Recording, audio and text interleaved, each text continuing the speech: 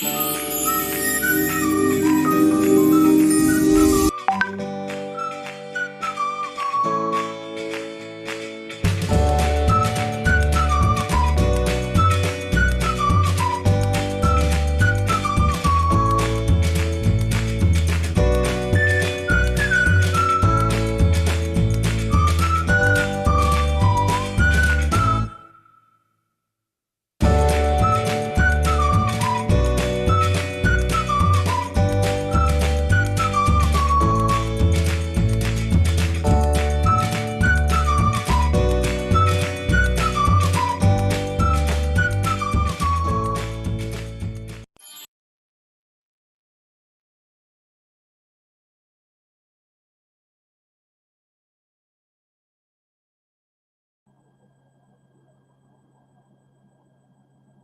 evening, viewers. Hope all of you are doing truly well.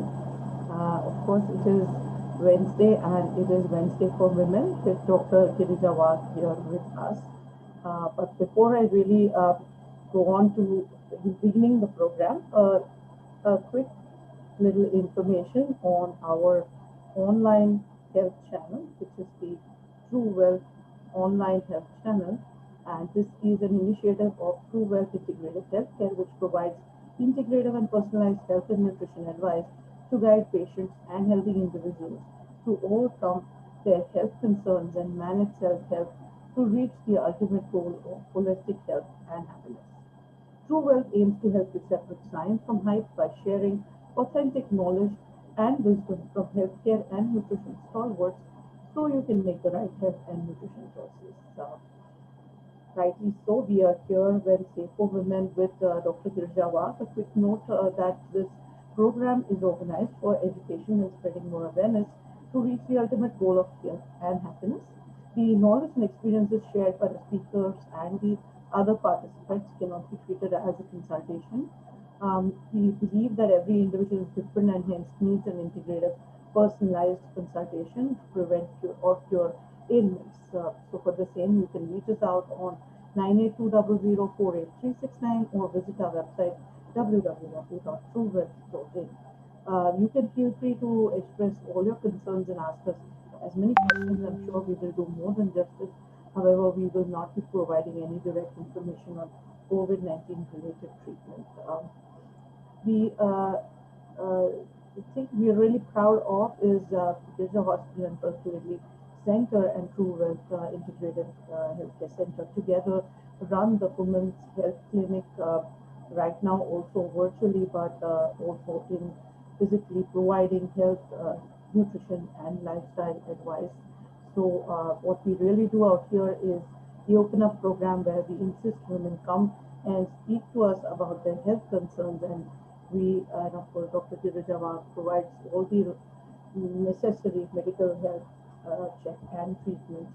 And I am there to provide the nutrition and lifestyle management advice, also with the fitness advice. So that's really a holistic, integrative approach that we are proudly conducting and also helping. And so many of our patients are really getting benefited out of it.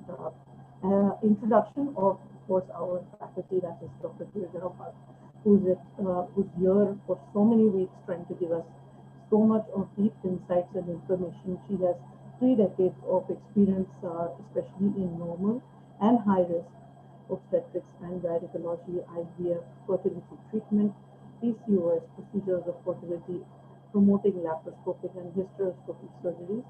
She is, of course, MBBS and MD in obstetrics and gynecology from BJ Medical College and System General Hospital. She is diploma in advanced gynecological endoscopy from Germany. She is a fellow of the Indian College of Obstetrics and Gynecology, also the fellow of Indian College of Surgeons. She is consultant at Cloud9 Apollo Hospitals, professor at Bharti Hospital, and she runs her own nursing home in Pune as well. She's been the chairman of the Medical Disorders Committee at FOXI, which is a very coveted organization in gynecology, trying to which actually is also international in itself, trying to do so much for the obstetrics and gynecological treatments.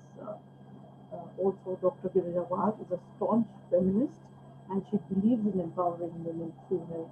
So it's not just this generation that she is treating, but also the upcoming offspring generations. Is what she really focuses on. A quick information about me. I have about 2 decades of experience in nutrition formulations, counseling, also continuing medical education, business and marketing strategy. I have a master's in science from the Science Hospital and an MBA in marketing as well. I have global experience in the areas of therapeutic nutrition, orthopedics, gynecology, gastroenterology, and cardiodiabetes, and more. I am, of course, a nutrition expert and founder and CEO of TRUWELLTH Integrated Healthcare Sectors and RSD in India, Nutrition and Healthcare. That's in quick nutshell about me, but really over to Dr. Girija Wagh. Madam, it's always a pleasure on Wednesday to be with you, and we are conducting these continuous series on. We did so on PCOD, and now we are talking in detail about pregnancy. And today we are going to speak about the second trimester, what care should be taken during the second trimester from the health treatment and also the nutrition and fitness perspective. Uh, we are really looking forward to your insights as usual to begin with today.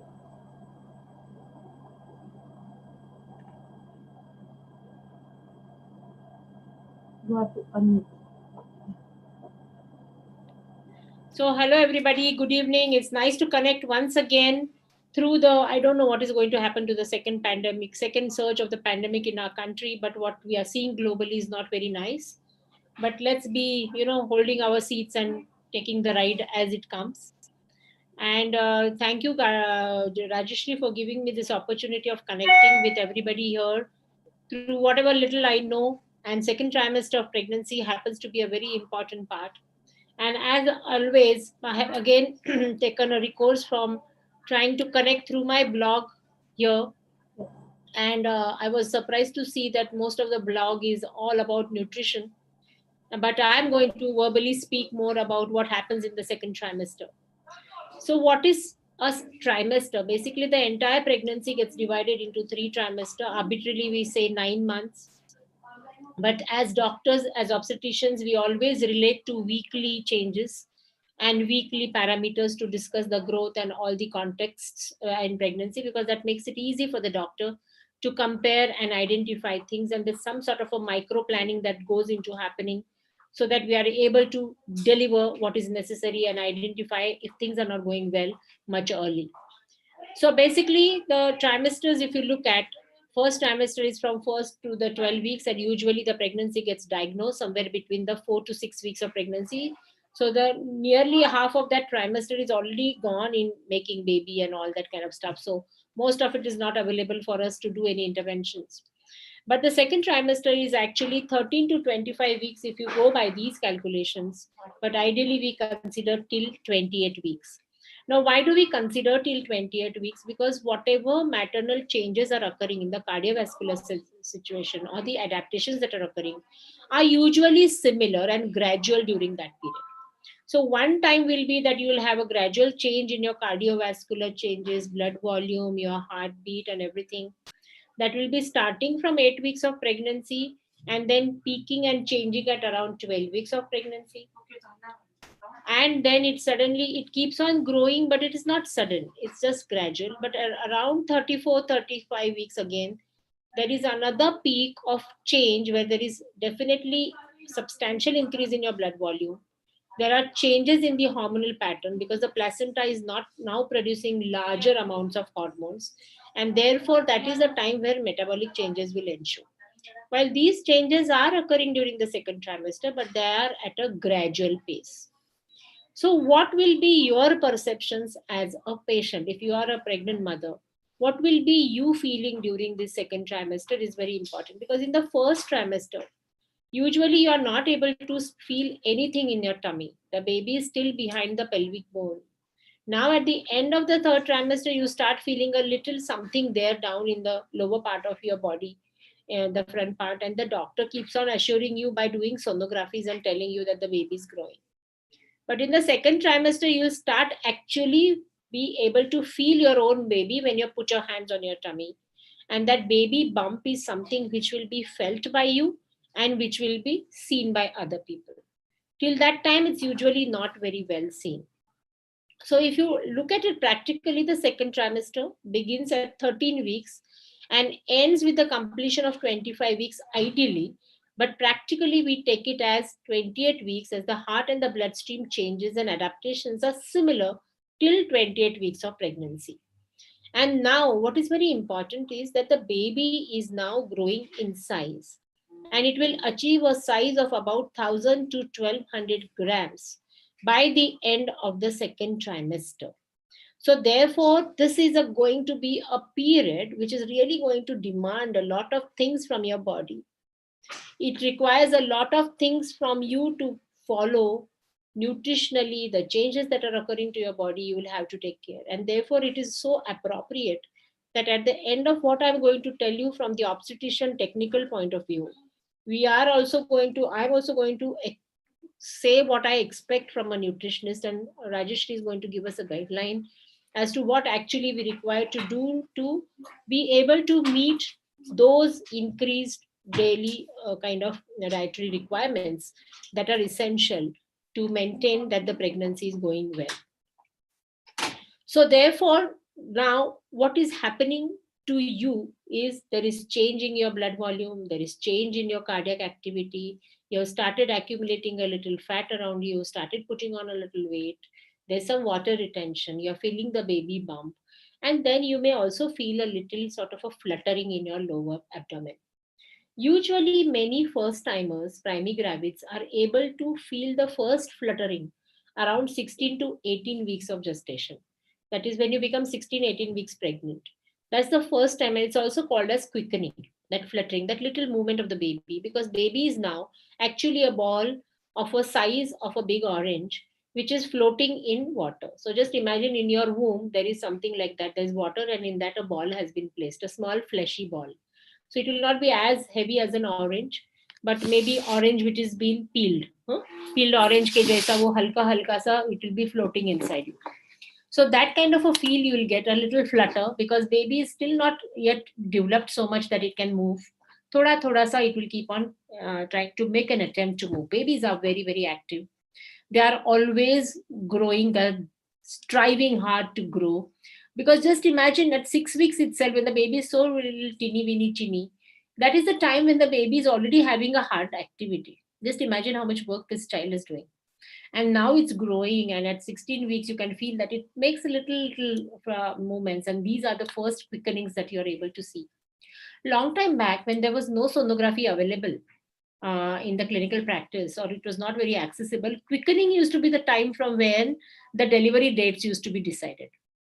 So we were not looking at the woman's menstrual cycle, because most of them would not have remembered. They used to be so busy doing their household works that they never remembered their menstrual cycle. They would just say 2 mahina ho gaya, 3 mahina ho gaya. So as doctors, we would relate to the quickening time and then calculate their gestational age. But today, in the last 20 years, we see that there's such a huge availability of technology, and especially ultrasound has opened so many larger vistas for us to understand things correctly, that these kind of things we do not need. But then it's always nice to feel your baby's movement inside you, and that is something that you'll perceive around 16 to 18 weeks. So of course, there are sometimes some challenges, like women who are very, very obese or who have big tummies, like, they have put on a lot of fat. They would have, like, I have this patient who had terrific weight when she was carrying a baby. She was already closing now to 100 kgs. She had started on her pregnancy only with an obesity. And we decided to take it forward despite all the challenges. I said, don't worry, we'll take care of you, because she's already become 36 years of age, and this was going to be her, maybe the last opportunity of continuing with that pregnancy. And what happened was, she used to every time complain that I cannot feel my baby's movements. And it was a challenge for us all the time, because we were also concerned about the baby's well being. So therefore, we are always now going to be dependent on you as a patient to tell us, is my baby moving, whether it's moving well or not. And gradually, as the pregnancy goes on, you and the baby try to, you start connecting with each other and you really know what is the pattern. So first and foremost, don't go into any apprehension, anxiety or fear. Baby movements are not to be monitored in the second trimester, only to be noted that everything is going well. Now, the second thing that happens is gradually you will feel that bump by inches, centimeters by centimeters, your baby bump is going to grow. And gradually it is going to cross over from the place where your belly button is. So when that baby bump reaches the belly button lower margin, that time your pregnancy is approximately around 22 weeks. When it reaches the upper margin of your belly button, that time it's about 24 weeks. And by that time, you can definitely feel that the baby is trying to do something inside you. And when you come to the doctor is also able to palpate your baby. It's sort of, we can do an external ballotment. And when we put a stethoscope or a Doppler, we can hear the fetal heart. And which can, we also give it to you for hearing, because then you feel nice that my baby is growing. So that is how you will find. And just about a palm above the upper part of your belly button, you will be, when that reaches, that is around 28 weeks of pregnancy.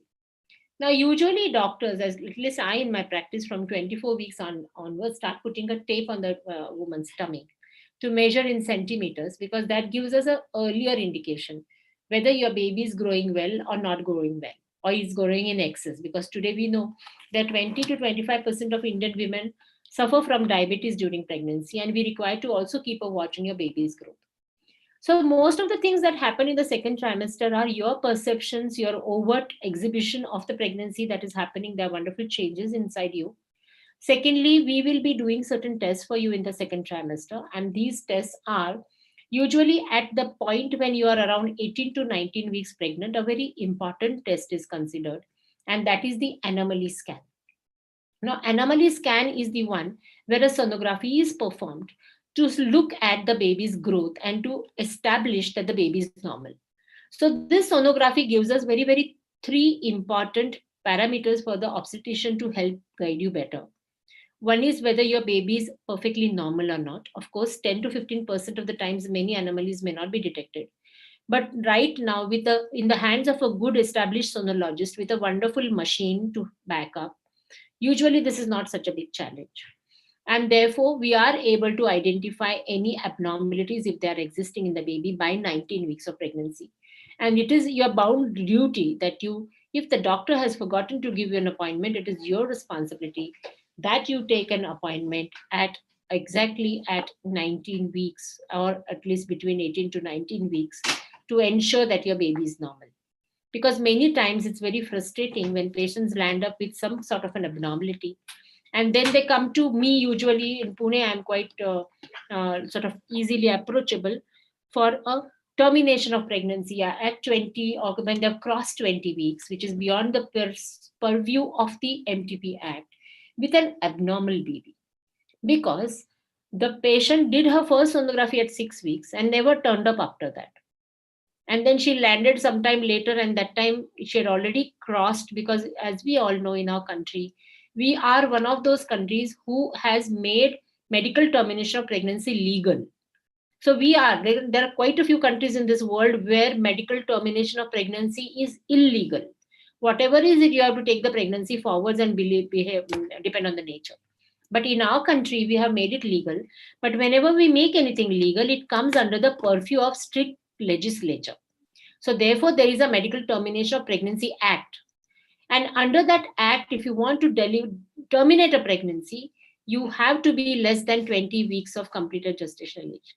So sometimes the baby will have some abnormality, will not have one kidney, or there'll be some hole in the baby's heart, or there will be some such kind of an abnormality which the parents don't want to take this baby forward, because naturally you don't want your baby to suffer after it grows, even if they can be surgically corrected or anything can be done. So many parents wouldn't choose this kind of a thing for their babies.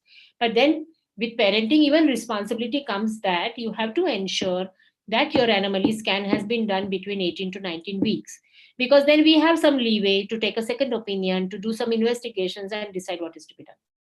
In our practice, Rajashree, in all my high risk mothers, actually do anatomy scan around 16 weeks itself. There are reasons, because I want to know whether she has any risk for anything else, any abnormalities. Because currently in my practice, I see a lot of high risk mothers coming to me for care. Mothers who are obese, who have hypothyroidism, who have certain other disorders, who are older in age. So in these women, you have to be very careful, because this pregnancy turns out to be a very precious pregnancy, and chances of there being abnormalities are a little high. So therefore, we would do an earlier screening. But definitely by 19 weeks, we must establish that the pregnancy is normal. So one component of those three things that I mentioned is that the pregnancy is normal. The second thing that is seen in through this particular test is whether you are placenta. That is, placenta is one very important organ which is sitting by the baby, supplying nutrition and blood supply to the baby, whether it is placed normally. Because if the placenta is present in the lower part of the womb, that is a very high risk condition. It can give rise to heavy bleeding. The management and the approach to that condition is entirely different. So that condition is called as placenta previa. And if you have such kind of an abnormal placenta, then your approach and your management is different. You get categorized as a high risk pregnancy requiring specialized care.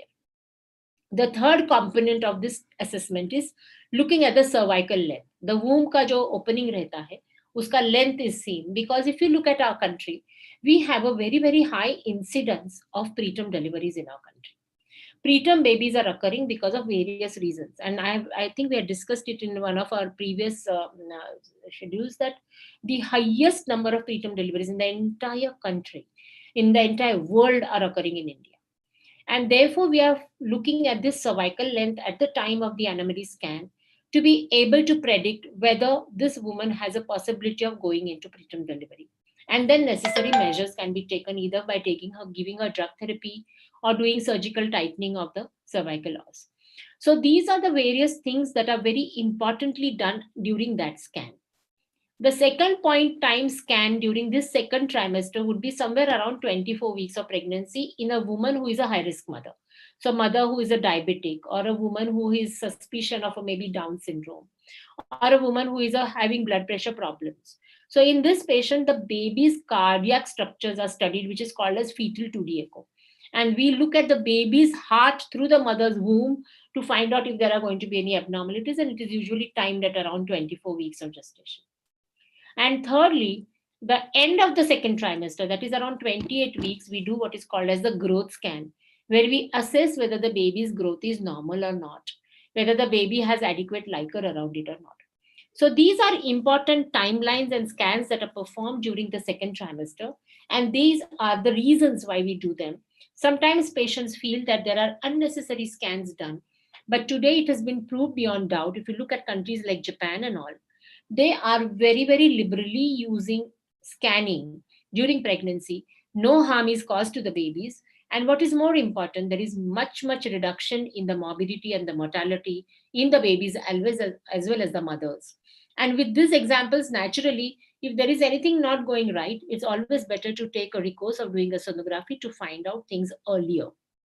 Now, if you are a mother who has hypertension, diabetes, obesity, or any complications, along with sonography, in all these timelines, even color Doppler assessments are done. What is a color Doppler? Wherein the blood supply, which is going to the baby, so from the placenta to the baby, and inside the baby, the various vessels are studied. And based on that, the doctor is able to establish if there is going to be any problem in the patient. So these are the scans and the timelines and the purposes why it is done. Now, the second component of the second trimester surveillance is we are looking at the growth clinically, we are looking at the blood pressure every time that you come to us, but we also order certain blood tests for you. Now, usually at around 19 weeks of pregnancy, when we are doing the scan, we also time your hemoglobin assessment and screen you for urinary infections. Because it has been found that pregnant women, if they get urinary tract infection, and if they are not symptomatic, not all of them will have symptoms of urinary tract infection, but it is a routine that you screen them for one, because urinary tract infection devoid of symptoms can also cause preterm deliveries, kidney infections, and complications in pregnancy. Additionally, as we have been learning, and now I want to reiterate again, The hemoglobin level is extremely important, because throughout the pregnancy it is important that we have to maintain the hemoglobin level of 12 gram percent, which will ensure 100% oxygen deliverance to everything that is happening in the woman's body. Now, if our hemoglobin becomes low, we can only diagnose it by doing blood test. And therefore, at 19 weeks, we also do a complete blood count to diagnose whether she's going into pregnancy dilutional anemia. And accordingly, then we can suggest her dietary changes, or maybe give her supplements, and to correct that anemia as soon as possible, because she should not land up in complications and consequences of anemia. And I think, Rajashree, that can be one important subject of discussion of anemia in pregnancy, which we can talk of in one of our forums whenever we have the right time and the opportunity. Now, additionally, the tests that are performed are depending on your background condition. So we'll do surveillance for hypothyroidism. We will do surveillance for diabetes. There are various tests which have been defined, and these would be undertaken. During this time, we are also giving you the entire vaccination of your pregnancy. So you will be immunized against infections such as tetanus, hepatitis, diphtheria, acellular pertussis, to protect you as well as your baby, and influenza during pregnancy. So it is important that we are up to date with all our immunization during the second trimester. Now, as the baby is growing, baby's bones are growing, your bodily structures are growing, your nutritional needs are also growing. So your caloric needs are growing, your exercise needs are growing. You have to have a good compliance of your respiratory system. So this is the time when you must also plan your physical activity. Because at the end of 9 months, you should always remember that we are going to run a marathon of a labor, which is going to last for anything between 16 to 18 hours. So you should have the physical capacity to be able to deal with those changes, because at the end of 9 months is going to be that particular event wherein you're going to go in labor and deliver that baby. And you require to have a lot of sort of strength to do that. And second trimester is the time when you have to lay down the foundation of your physical physical prowess. Now, if you do not eat well during the second trimester, if you starve for a longer period of times, you may suffer from giddiness, because sometimes your BP drops during the second trimester. And therefore, it's essential that you are constantly feeding. And there will be typical questions you can see here on the screen. I am now 5 months pregnant and feel giddy. How many calories do I need now? What about the protein needs and the sources? And I'm sure Rajashree is going to tell us about all this. But by and large, Rajashree, what we do in our practices, we calculate the pre-pregnancy body mass index. And if the BMI is normal, then our current caloric needs are 25 kilocalories per kg per day. So that is usually taken as, of course, in the second trimester, we add a little more, because 300 calories for the pregnancy status. And if the patient is obese, then we say 20 to 25. If she is having a normal BMI, we give her a leeway of 30 to 35 kilocalories per kg body weight. So these are the ways that we divide it, and divide these calories throughout the day carefully. Consume foods with low glycemic index and sources delivering complex carbohydrates. Low glycemic means, Abhi, for example, if I take a rice now, just take plain rice, maybe with some sugar or something, then suddenly my sugars will rise and suddenly they will drop. Not going to cause anything, just I'll start feeling a little better, but then it will not have sustenance. Then the smartness would be that if I have to take that rice, what I must do is I should take double the amount of something proteinaceous, maybe dal or curds. And maybe if I take something to sort of stop that sudden rise in the sugars, I can take a big bowl of salad. So that will help us in reducing the glycemic index. So there'll be a sustained rise in the sugar, which will be lasting, because you've taken so many other food effects. I'm sure Rajashree will tell us much more about this. This is essential, because if you keep on taking suddenly only plain carbs in your food diet, there'll be sudden rise in sugar, sudden drop in sugar. You'll keep on feeling hungry. No nutrition will go to your baby, and you are at risk of developing diabetes, obesity, and all kinds of abnormalities during your pregnancy. So therefore, it's important that you consume very, very large quantities of proteins in adequate amounts, as they are the building blocks of the baby's growth and your adaptations that are occurring. And especially adequate protein consumption is challenging in our country, as our diets are all cereal based. And a conscious effort, therefore, has to be made to enhance the protein content of the diet.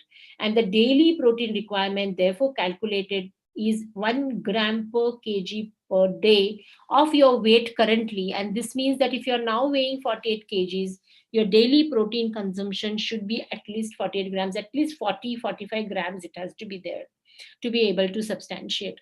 The challenges are the sources of proteins. I put up some good sources of proteins here: eggs, chicken, soybean, pulses, and beans. And I'm sure Rajesh is going to deal with this, because what happens is many women complain of bloating, indigestion, and so many stuff. Especially the vegetarian sources are a big challenge. And Rajashree, this is your challenge, and you're going to guide us with this. So, can protein and calorie deficiency be harmful? Yes, as I mentioned, it can be harmful, and there can be growth restriction. Baby's placenta would not develop, and therefore you have to have the right switches. And should I restricted salt and sugar intake? My always suggestion is don't take pickles, don't take papad, papads which are very rich on salts, don't take preserves, don't take over the table sugar or salt. And sugar is the best avoided. You can use better natural sources of carbohydrates than taking sugar from the top. And sugar sometimes added in our desserts is terribly high, and it is definitely harmful for us. So therefore, there can be problems such as rise in blood pressure, swelling on the feet, stretches on tummy, and then pregnancy diabetes. And I think each one of these can be dealt in a separate session. But these are the things which can be definitely avoided if you avoid sudden weight gain. If your weight gain is natural, if you're taking a lot of fibers, if you're taking foods which are going to improve the skin turgor, if you're going to take a lot of micronutrients, pregnancy and the second trimester change is just wonderful. And then the question comes, sometimes I do write a lot of proteins to my patients. The purpose is I calculate the diet, and then Rajashree, I realize that the protein deficiency is there. So I feel that by giving a protein supplement, at least I ensure that they are taking that much. So what I can supplement is not more than 20 grams at the most, but the rest of them they will have to source from their diet. So this is all about second trimester of pregnancy, a very, very wonderful period in your time. Baby is kicking around, and we want to ensure that you don't land up in diabetes, unnecessary weight gain, water retention, anemia, and preterm delivery. So these are the various things which I put across. I hope they have helped you in some way. And now move on to Rajashree for guiding us, because this is a very vital period during pregnancy where your expertise would be really essential. Absolutely. And again, ma'am, it's like always, I guess, we read each other's mind, and, we are so much in sync with the way we actually provide the advice to our patients. So many of my slide inputs are going to be very, very much matching to what you have been just talking about. And really, first, so I wanted to put out for women to understand that there is a drastic increase in the calorie requirements, and we all they have to be prepared for it. So an 1800 calories per day first trimester to 2200 going in the second trimester, and then further increasing in the third trimester is what we really they have to be prepared for, but they have to be prepared for it in the right way. Like you rightly said, that simple sugars that can really affect the junk foods that are there, we have to start preparing to be away from. And protein is exactly what you were suggesting, and it's very, very important. The requirement of protein also goes up. So we are looking at a 1.2 gram per kg per day during the early weeks, and during the late pregnancy we have to look at about 1.5 grams per kilogram per day for the women. And as we all know, why protein? Because the amino acids that we gain from these proteins are extremely crucial for the growth and development of the baby. And what but during the pregnancy, the rapid growth and development is at its peak. And that is why the adequate dietary protein intake is most crucial. And this is something both Dr. Wagh and I completely stress on. And reason being that, having protein-rich diets is something that we are not accustomed to. In fact, women are eating more carbs, and traditionally they are insisted to be eating more carbs and fats. The fats that they're eating, are they right, also has to be analyzed. But proteins is something we should not focus on. So we have to understand that chicken, eggs, dairy especially becomes a very big trend through this. Is very important to be taken. Paneer is another very important food that we should incorporate in our foods. Cheese, nuts, and a lot of legumes and pulses. A mix of all this has to be there. It cannot be just eating meat and just eating dairy or just eating vegetarian proteins. A mix is always the best.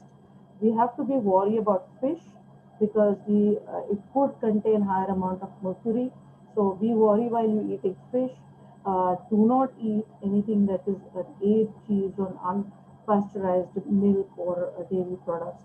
Stay away from that, and don't eat raw meats and raw eggs definitely. But otherwise, these are the best sources of protein. So eat them cooked, eat them rightly, and they can be your best friends throughout the entire pregnancy, especially increasing the need from the second and the third trimester. The needs are the highest, and we have to focus on them. The other thing that we need to understand has to be complemented, which again we have seen that women are devoid of, is the all the vitamins and mineral deficiencies. They have to be covered because unless until you're taking all of them in the right composition in a daily, the recommended daily allowance, we're not getting it from the food, the uptake of the macronutrients will also not happen. So no matter what you eat, it is not going to get consumed, it is not going to reach the baby. So make sure that you're eating them, plus micronutrients like vitamin A, B3, B6, B12, C, D, E, zinc, selenium, all of them, copper, magnesium, folate, all of them have a big role in pregnancy with their antioxidant effects and so much of support that they give in growth. So make sure that we are consuming all this properly. And for that, essentially, I keep recommending this is an area where if supplementation is needed so that we get essential amount of proteins, vitamins, minerals, and antioxidants are complemented. I'm not saying that it should be a meal replacement. You should be eating what you're eating, but along with that, we need to eat loads of this from the beginning itself, especially the beginning of the second trimester, because then we get the right amount of protein that is essential, right amount of vitamins, minerals, and antioxidants. If foods are not able to give that entirely, then we can use these supplements to actually complement our diets. Apart from that, after we've eaten all this, if we are not eating enzymes, and again, I'm a strong, recommender of enzymes. Again, something which is not focused on. We eat right, and yet, we see that the baby is not growing at the right pace, and we are facing issues where we are not able to digest the foods that we're eating. Proteins are not easy to digest.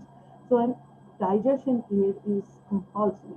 You must eat foods which can give you enzymes, but they are not always high and sufficient of enzymes, especially in pregnancy where the needs are higher. The foods that we are eating are more, and enzyme supplementation, enzyme complementation is extremely important in the form of an enzyme supplement, which can be very safe again in pregnancy.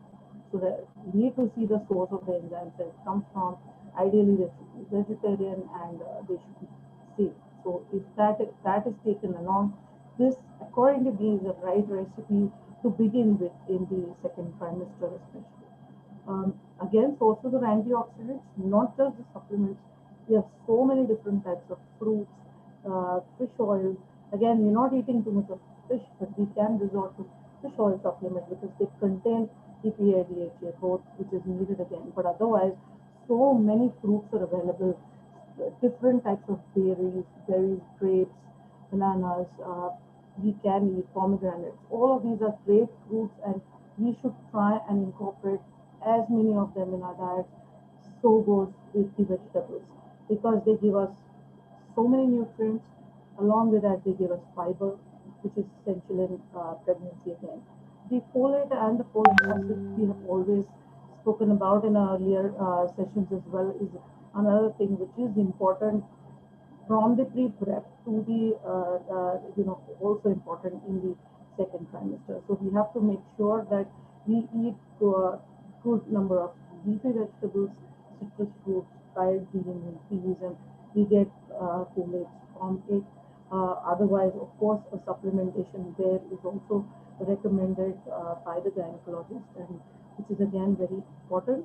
Apart from that, so like I said, these are the different types of foods: cauliflower, asparagus, broccoli. You can eat bindi, mushrooms. These have a lot of the folates. So consume them. Eat beetroots. All of them are any which ways very good for health and for the health of the baby. So really recommended to eat all of them.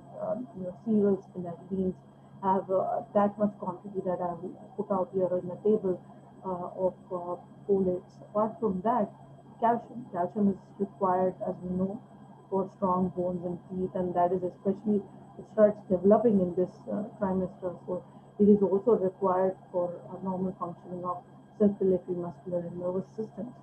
1000 to 1300 milligrams a day is required, and good sources again are dairy, fish, fruits, vegetables. So has to be eaten, but calcium though is present in all these different foods that we are seeing here. Sesame seeds again are very healthy, broccoli, you're drinking soy milk, rice milk, and all of them can have that, but that has to be taken with vitamin D3 and has to be taken with vitamin K27 as well.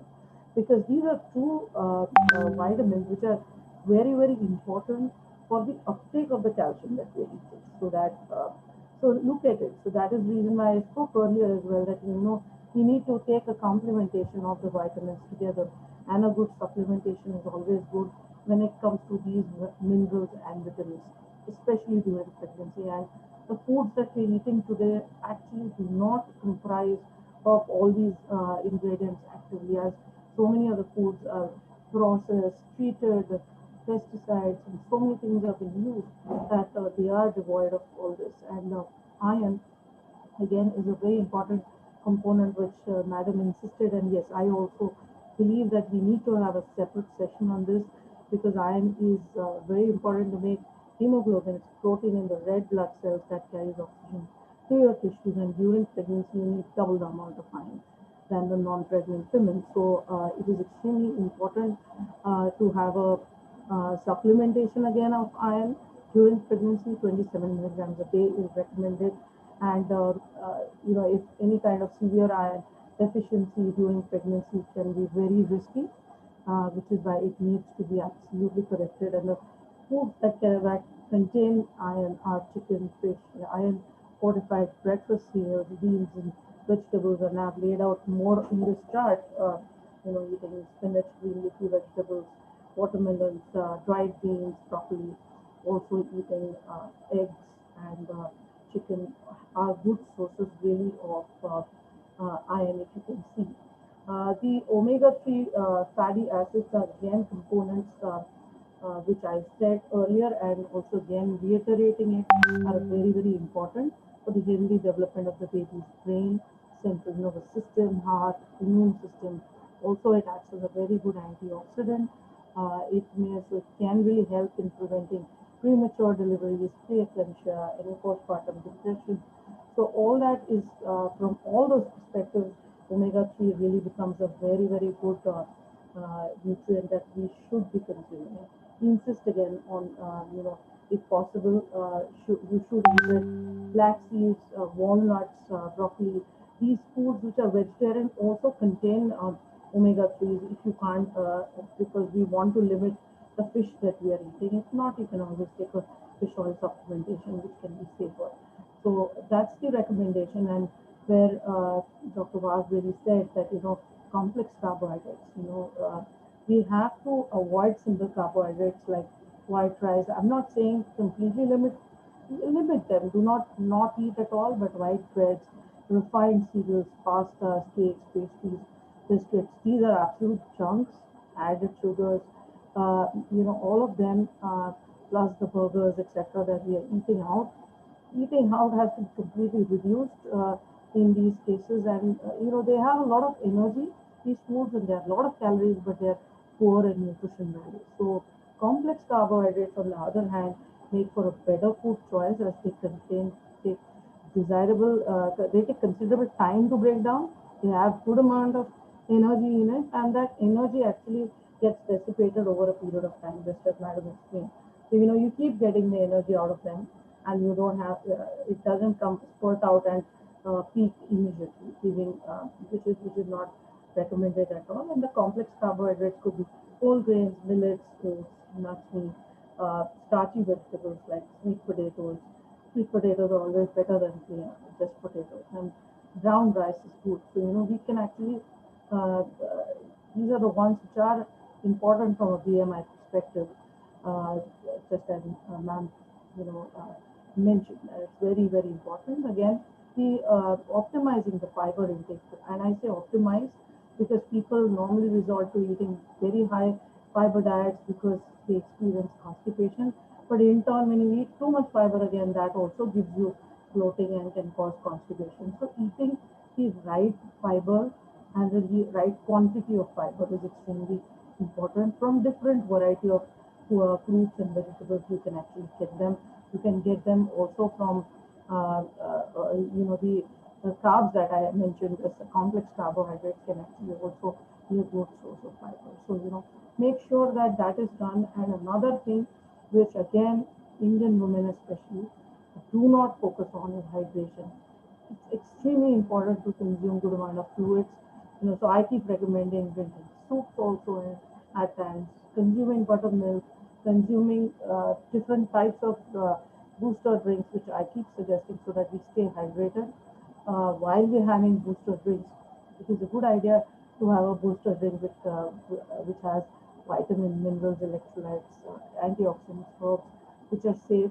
So there again, if you resort to supplementation, it's very good because then in early part of the day we try to achieve that you're well hydrated, especially in the daytime, where you can land up losing a lot of amount of fluid, and this becomes a huge concern for many women, and I'm sure Dr. Wagh will talk about it in the third trimester especially. So we have to put this into our daily regimen to be consuming good amount of fluids in our diet. And the foods we should completely avoid are the raw or processed meats, the raw eggs, unpasteurized dairy products, aged cheeses, artificial sweeteners, alcohol, coffee, colas which contain caffeine.